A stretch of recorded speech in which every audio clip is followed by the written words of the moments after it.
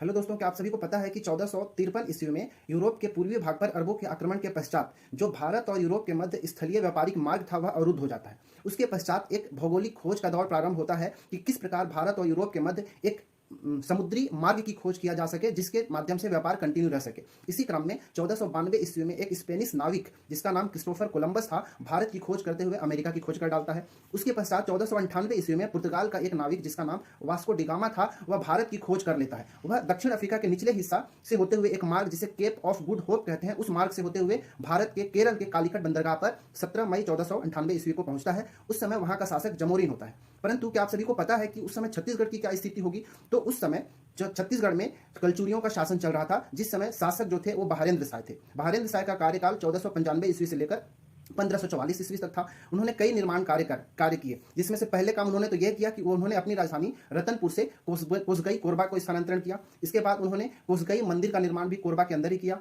दूसरा कार्य क्या किया उन्होंने कि चैतुरगढ़ का किला भी कोरबा के अंदर निर्माण किया। इसके बाद बहरैया तालाब भी एक रतनपुर के अंदर है, उसका निर्माण भी इन्होंने ही किया था। फिर बहारेंद्र शाह के बाद उनका जो पुत्र हुए जिसका नाम कल्याण शाह था, उन्होंने अपना शासन करना प्रारंभ किया।